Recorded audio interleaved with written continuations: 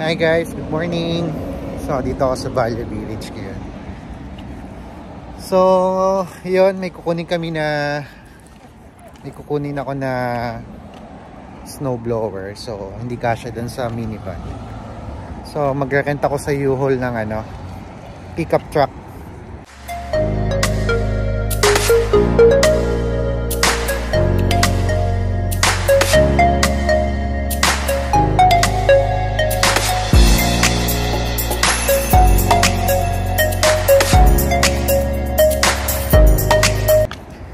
So, sarado pa yung Valle Village. Bali dyan ako nag-park yung sasakyan. Tapos, kukunin ko yung pickup dito sa may U-Haul. So, samahan nyo ako. First time ko ngayon kasi yung license ko ngayon, pwede na ako mag-rent ng U-Haul trucks. Ganyan. So, yun. Samahan nyo ako. So, yan ang U-Haul. Layo-layo kinilangan ko.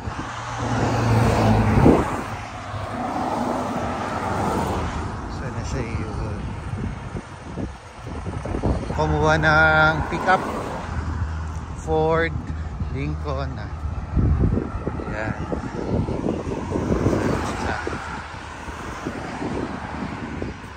Ito, mga pickup. Ito, pangarap ko din magkaroon ng pickup para hindi na mag-rent. So ayan, daming pickup na mga magaganda. So dito na tayo sa U-Haul. Sila mga storage box. Yan yung mga truck na na-rent namin before. Dito na tayo. So meron sila mga storage. Dito na ako nagdaan sa yan, may mga storage din sila kung gusto mo magpalagay ng gamit habang naghahanap ka ng bahay. So yan, yan yung mga pwede nyong i-rent. Ito I think 29 to $29, tapos 89 per kilometers. Ay hindi, 1995 lang. Ayan. Tapos dito rin yata nagpapakarga ng mga gasol. Propane. Self-service. Okay. Dito din pala pwede magpa-refill ng propane. So ayan. Yun yung mga, yung pickup. Baka yun yung makukuha natin. Pickup na yan. Ayun, dito na ako sa U-Haul. So yan. Ang appointment ko 10 PM. Try ko na pumasok.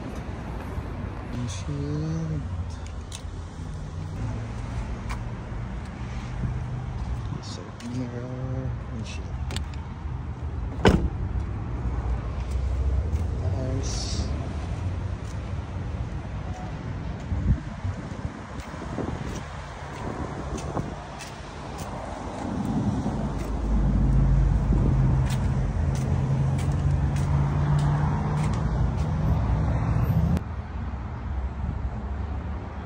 So ayan guys, ito yung bali walang pickup. So ang binigay nila sa akin yung 10 by 10 niya data. Ito yung loob niya. So ayan. Sarado na. So sabi nila makaka-receive ako ng message bago ako umalis. So ayan. Ayan guys, ito 1995 lang siya. 4 by 10 na. Ito yung walang pickup So ito yung binigay nila sa akin. Same rate. Pati yung mileage ay yung per kilometer. So ayun. Ganito yung loob niya, GMC siya. Tapos yan. Automatic din. Tapos meron dito. Yan, ganyan. Ayan guys, nandito na ako sa So, ito yung tsura niya. So first time ko lang gagamit ng dito yung cambio. So madali lang naman siguro. So ngayon, nandito na ako sa loob. Hinihintay ko pa yung verification kung okay na ako umalis. Kasi kailangan i-verify pa nung nag-assist sa akin kanina na kung ako talaga yung magmamaneho. So yun, update ko kayo mamaya. I hope I pray maging okay lang yung pag-travel ko. Kasi first time ko lang talaga gumamit ng ganito, yung may camera dito. Though automatic naman, so tingin ko magiging okay naman lahat. So, yun. Ang ginawa ko, binidyohan ko yung buong sasakyan kasi syempre, hindi ako kumuha ng insurance. So, kasi kung ano yung mga mangyari man dito sa sasakyan, babayaran mo kagad on the spot. So, yun. Kaya, ayun, hintay ko lang yung verification galing dun sa loob. So, update ko kayo pagdating ko sa bahay mamaya. Guys, naka-uwi naman ako. Dito na ako sa bahay. So, na-park ko naman siya ng maayos. Madali lang pala. Madali lang pala i-drive. So, ngayon pupuntahan ko na yung snowblower. Kunin ko lang yung mga gamit ko, yung mga ramp, tsaka mga panali. So, ayan. Dito na ako sa bahay. So, guys, ayun. Ito na yung snowblower natin na binili. Yun, so okay pa siya, sariwang-sariwa. So, panalo tayo dito sa nabili natin ito. So, Arian siya, yan. Malinis na malinis pa, wala pa masyadong kalawang. So, ito yung brand new nito, para nasa 3,300 eh. So, yung may-ari, alis na ng province kaya binenta. So, swerte tayo. Kinakontak agad natin siya kahapon. Yun. Nadala ko ng ako lang mag-isa yung snowblower. So, salamat kay Kuya Ferdy, yung kapitbahay namin. Piniram niya ako ng ramp. Dapat, hindi na ako mag-rent ng U-Haul. Kaya lang, kasi may pick up siya. Tulungan niya sana ako, kaya lang may lakad din siya. So, kumbaga bad timing talaga. So, pero pinahiram niya ako ng ramp niya. Laking tulong. So, naibaba ko siya kanina. Nang ako lang mag-isa, naiakit ko lang ako lang mag-isa. Sobrang bigat na ito eh. Tapos, yun, yung may-ari nito, sabi ko bakit niya binibenta? Sabi niya, lilipat na siya ng province. Tapos, yung age niyan, 2020 binili. Tapos, parang every winter, pag simula daw February onwards, nag-ano sila, nag-ibang province sila, so hindi nila nagagamit talaga. So, tinesting ko naman, lahat gumagana, yung electric start, yung cable, nagana lahat. So, panalo. So, nabili lang namin siya ng 1,800. Ang original price niya nasa 3,300. So, supposed to be, bibili kami ng worth 2,800. Kasama niya yung tax doon, pero 254cc lang. So ito 369cc. So sobrang lakas.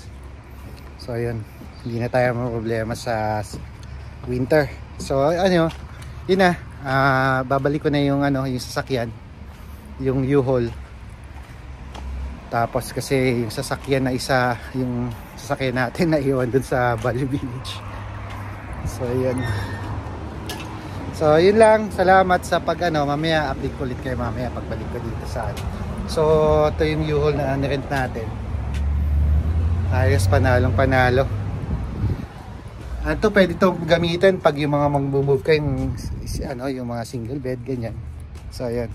Guys, nasoli ko na yung ayun na. Yung U-Haul. So, kunin ko na ulit yung sasakyan. So, overall, okay yung experience ko. Madali lang siyang i-drive. Mukha lang nakakatakot kasi malaki. Pero madali lang siya i-drive. Tingin ko same lang dito sa mga malalaki. So, yun. Kailangan, kasi kinuha mo siya ng full tank. So, kailangan na pa full tank mo din. So, nagpa full tank ako. Naka $25 din ako. Tapos, yun.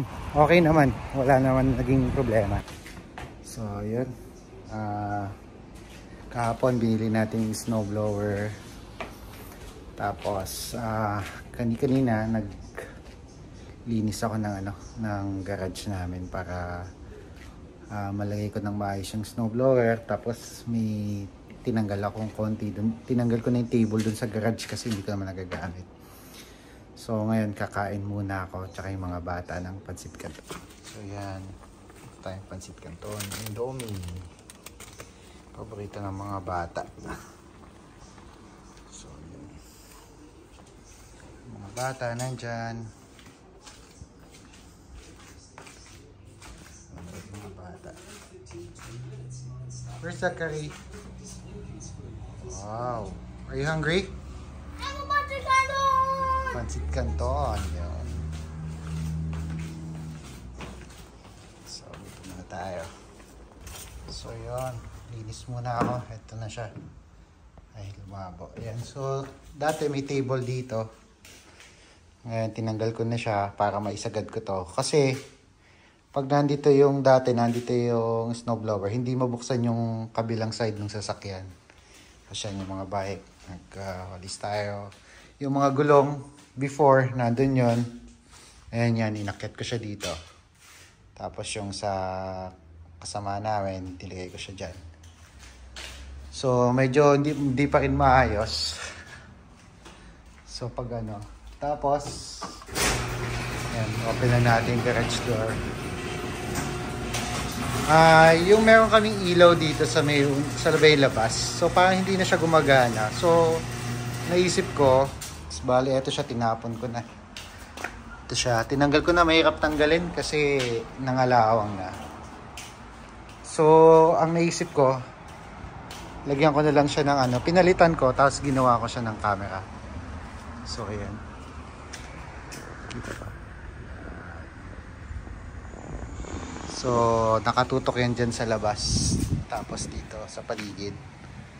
Para kahit umalis kami, mamonitor pa din namin yung bahay, yung labas.